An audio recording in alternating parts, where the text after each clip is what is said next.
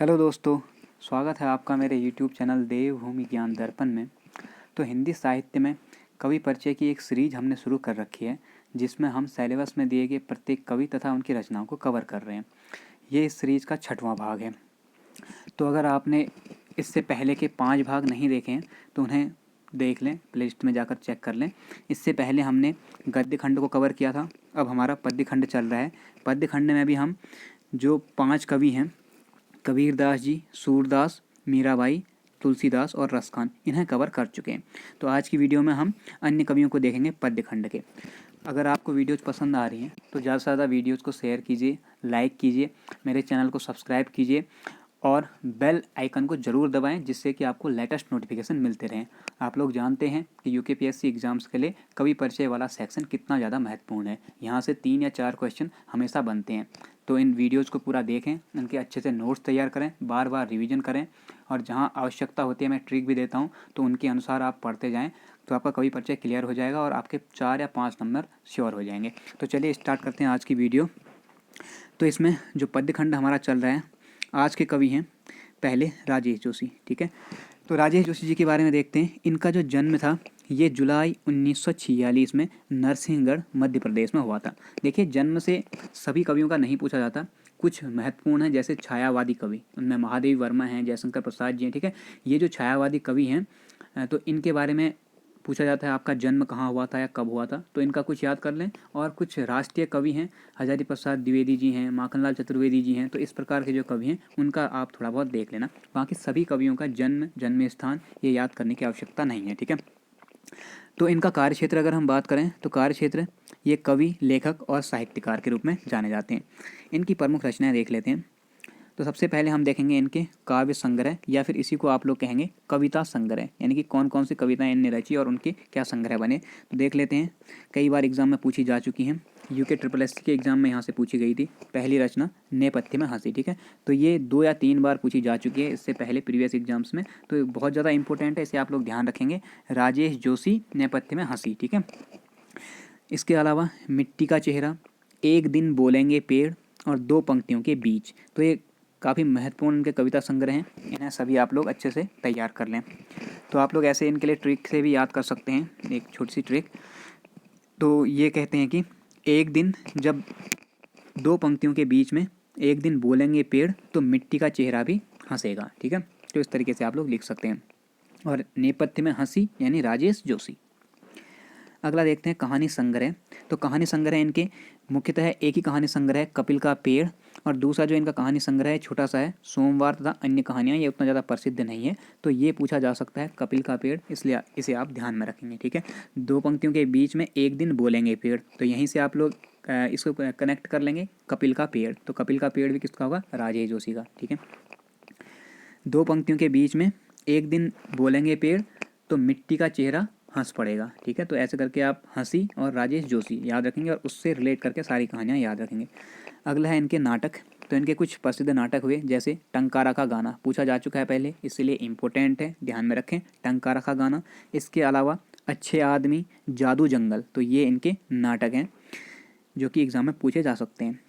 इनकी एक आलोचना है जो पहले पूछी जा चुकी है यूके SSS के द्वारा, तो संभावना है कि आगे यूके द्वारा भी पूछी जाए।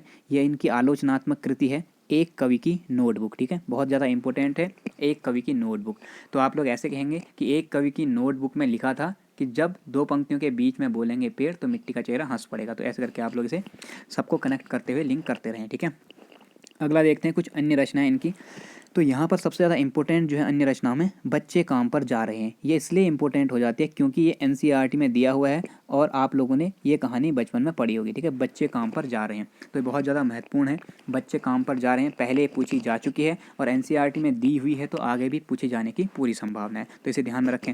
अगला है इनका पतलून पहना बादल, जो कि एक सोवियत रूस के कवि मायोवस्की की एक कविता है, उनका इनने अनुवाद किया हुआ है। ठीक है, पतलून पहना बादल। ऐसे एक कवि भर्तृहरि की अनुवाद है इनकी, ये भूमिका कल्पतरु, यह भी। तो इनमें से बच्चे काम पर जा रहे हैं इंपॉर्टेंट है, और पतलून पहना बादल ये भी पूछी जा चुकी है पहले, इसलिए इंपॉर्टेंट है, इसे भी ध्यान में रखेंगे। आगे बात करते हैं राजेश जोशी से संबंधित कुछ महत्वपूर्ण तथ्य जो कि एग्जाम में पूछे जा सकते हैं। तो ध्यान रखें, राजेश जोशी जी को 2002 में दो पंक्तियों के बीच रचना के लिए साहित्य अकादमी पुरस्कार दिया गया था।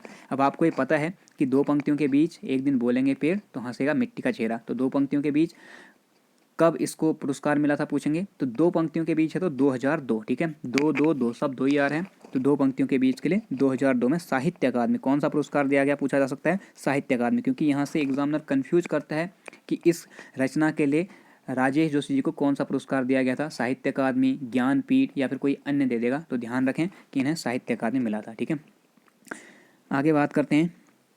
इनका एक बाल कविता संग्रह है जिसमें बच्चों से संबंधित कुछ कविताएं लिखी हुई हैं। ये है गेंद निराली मिट्ठू, तो ये भी आप लोग याद रखेंगे। गेंद निराली मिट्ठू किसकी है, राजेश जोशी की रचना है, और नाम से ही पता चलेगा कि ये बाल कविता संग्रह है। ठीक, भोपाल गैस त्रासदी जो कि 1984 में हुई थी, इस त्रासदी पर इन्होंने शोक व्यक्त करते हुए भोपाल शोक गीत 1984 नाम से एक रचना की थी, एक कविता लिखी थी। ठीक है, तो ये भी आप लोग ध्यान रखेंगे, ये एक गीत था, एक कविता थी, भोपाल शोक गीत, तो ये भी पूछा जा चुका है इससे पहले एग्जाम में, ध्यान रखेंगे। राजेश जोशी जी ने मायावश की कविता का अनुवाद पतलून पहना बादल नाम से किया है, ये हम देख चुके हैं। और राजेश जोशी जी ने भर्तृहरि की कविताओं का अनुवाद भूमिका कल्पतरु यह भी इस नाम से किया है। ठीक है, तो ये भी हमने देख लिया। तो ये राजेश जोशी थे और इनसे रिलेटेड कुछ महत्वपूर्ण फैक्ट थे। अब हम देखेंगे दूसरे कवि मंगलेश डबराल जी। तो देखते हैं सबसे पहले मंगलेश डबराल जी का जन्म। अब ये जन्म याद रखना महत्वपूर्ण है, कारण क्या है कि ये आपके उत्तराखंड के कवि हैं, और उत्तराखंड जो महान व्यक्तित्व वाला चैप्टर है वहाँ पे भी इनके बारे में दिया हुआ है, इसलिए इनका जन्म कहाँ हुआ था, कब हुआ था, पूछा जा सकता है। ध्यान रखेंगे 16 मई 1948 को मंगलेश डबराल जी का जन्म काफल पानी गाँव टिहरी गढ़वाल में हुआ था। ठीक है, तो डबराल हैं तो गढ़वाल, टिहरी गढ़वाल के डबराल। ठीक है, इनके पिता थे मिश्रानंद डबराल, ये इंपॉर्टेंट है नहीं। कार्य क्षेत्र भी इनका नहीं पूछा जाता, कवि, संपादक और साहित्यकार हैं, और इनकी मृत्यु हो गई थी 9 दिसंबर 2020 को। तो ये मान के चलिए कि यूकेपीएससी अभी जो करंट अफेयर के क्वेश्चन बनाते हैं ये 2021-2020 तक के भी बना सकते हैं, तो इसीलिए आप लोग ध्यान में रखेंगे 2020 में इनकी मृत्यु हुई है, तो यहाँ से कुछ इनकी रचनाएँ पूछी जा सकती हैं। तो मंगलेश डबराल जी इंपॉर्टेंट हैं। ठीक है, इनकी रचनाएँ देख लेते हैं, बहुत ज़्यादा इंपॉर्टेंट हैं। पहले अगर काव्य संग्रह की बात करें तो इनके प्रमुख काव्य संग्रह हैं पहाड़ पर लालटेन, घर का रास्ता, हम जो देखते हैं, नए युग में शत्रु, आवाज़ भी एक जगह है। तो ये इनके प्रमुख काव्य संग्रह हैं। इनको याद करने के लिए एक ट्रिक मैं आप लोगों को दे देता हूँ, आप चाहें तो उसे लिख कर याद कर सकते हैं। तो देखिए क्या होता है कि इनकी पूरी रचनाओं के लिए हम ट्रिक की बात करेंगे, पहले हम इनकी पूरी रचनाएँ देख लेते हैं। ठीक है, आगे देखते हैं गद्य संग्रह, कम रचना है काफ़ी। तो गद्य संग्रह में कवि का अकेलापन और लेखक की रोटी, ये इनके गद्य संग्रह हैं, यानी कि कहानियाँ हैं। और यात्रा वृत्तांत है इनका एक बार आयोवा, तो ये इंपॉर्टेंट है। अब हम सारी रचनाओं को एक साथ एक समग्र करने के लिए एक ट्रिक देते हैं। तो देखिए ऐसा है कि एक दिन कवि, कौन थे कवि, ये थे आपके डबराल जी। ठीक है, एक दिन कवि डबराल अकेलेपन में बैठकर लेखक की रोटी लिख रहे थे। क्या लिख रहे थे, लेखक की रोटी। ठीक है, एक दिन कवि अकेलेपन में लेखक की रोटी लिख रहे थे, तब क्या हुआ, अचानक इन्हें एक आवाज़ सुनाई दी दूर पहाड़ पर। ठीक है, और इनने जब पहाड़ पर लालटेन लगाया तो देखा कि घर के रास्ते में कुछ इनने देखा। ठीक है, तो ये बोलते हैं कि पहाड़ पर लालटेन लगाया, घर के रास्ते में हम जो देखते हैं वो तो नए युग में शत्रु थे। तो जैसे उनने शत्रु को देखा तो कहते हैं शत्रु से कि एक बार आओ तो जरा देखें आपको भी। ठीक है, तो इस तरीके से आप लोग याद रखेंगे कि अकेलेपन में कवि लेखक की रोटी लिख रहे थे, तभी दूर पहाड़ पर आवाज़ हुई। डबराल जी ने पहाड़ पर लालटेन लगाया तो बोले कि हम जो देखते हैं नए युग में शत्रु हैं, घर के रास्ते में हम जो देखते हैं नए युग में शत्रु हैं, एक बार आओ तो जरा। तो ये इनकी रचनाओं के लिए याद करने की एक ट्रिक हो जाएगी। ठीक है, अब कुछ महत्वपूर्ण तथ्य देख लेते हैं इनसे संबंधित। सन 2000 में, अभी आपने देखा राजेश जोशी जी को 2002 में मिला। ठीक है, तो यहाँ पर सन 2000 में डबराल जी को हम जो देखते हैं रचना के लिए साहित्य अकादमी पुरस्कार मिला है। इनको साहित्य अकादमी मिला है, उन्हें भी साहित्य अकादमी मिला था। इन्हें 2000 में मिला है, उन्हें 2002 में मिला था। तो ध्यान रखेंगे डबराल जी को हम जो देखते हैं रचना के लिए, क्योंकि इनने पहाड़ पर लालटेन लगाकर शत्रु देख लिए और पहचान लिया उन्हें, तो इतनी बड़ी इनने उपलब्धि हासिल की, इसलिए हम जो देखते हैं के लिए इन्हें 2000 में साहित्य अकादमी पुरस्कार दे दिया गया। ठीक, ये संपादक भी रहे, काफ़ी प्रसिद्ध संपादक। ये प्रसिद्ध इसलिए हैं क्योंकि इन्होंने 1983 में जनसत्ता अखबार, जो कि अभी भी चलता है, काफ़ी प्रसिद्ध अखबार है नेशनल लेवल का, जनसत्ता अखबार में संपादन का कार्य किया था, इसलिए संपादक के रूप में काफ़ी प्रसिद्ध हैं। इन्होंने सबसे पहले दिल्ली से प्रकाशित होने वाले हिंदी पैट्रियाट, प्रतिपक्ष और आसपास नामक पत्रिका में काम किया। इसके बाद भोपाल से प्रकाशित होने वाले पूर्वाग्रह के संपादक बने और इसके बाद 1983 में इन्होंने जनसत्ता अखबार में संपादन का कार्य किया था। ठीक है। इसके अलावा मंगलेश डबराल जी नेशनल बुक ट्रस्ट NBT से भी जुड़े रहे। तो नेशनल बुक ट्रस्ट क्या है, इसके लिए हम कल वीडियो देंगे, जो कि आपका राजभाषा हिंदी है, हिंदी को राजभाषा के रूप में विकसित करने में कुछ संस्थाओं का प्रमुख योगदान रहा है, उन्हीं में से है आपका नेशनल बुक ट्रस्ट। इसका कार्य होता है कि ये राष्ट्रीय स्तर की जो है जानकारीपूर्ण, जैसे आपकी विज्ञान से संबंधित है और अन्य विषय से संबंधित हैं, उन किताबों को प्रकाशित करे और उसके बाद उनका प्रचार प्रसार करे जन सामान्य तक। तो जो NCERT की जैसी किताबें छपती हैं तो वहीं से नेशनल बुक ट्रस्ट से छपती हैं। ठीक है, तो ये ध्यान में रखेंगे।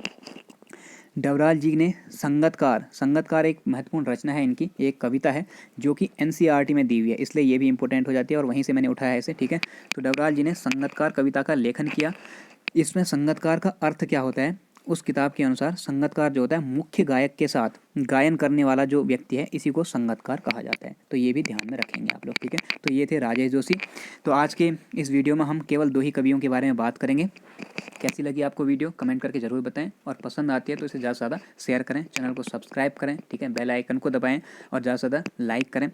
तो अपना जो है तैयारी जारी रखें और इनके नोट्स प्रॉपर बनाते रहें और लगातार इन्हें रिवाइज करते रहें पर डे। जैसा कि मैंने बताया हुआ है, आप लोग केवल 10 मिनट हर रोज़ 10 मिनट भी देखते हैं तो 2 या 3 कवि परिचय एक बार में पूरे हो जाते हैं। केवल पढ़ना है और आप लोग देखेंगे कि 1 महीना 10 दिन या 15 दिन में आपको सारी कवि परिचय जो है याद हो जाएंगे। ठीक है, तो आज की वीडियो में इतना ही, मिलते हैं नेक्स्ट वीडियो में। अपना ध्यान रखें, अच्छे से पढ़ाई करें। Thank you.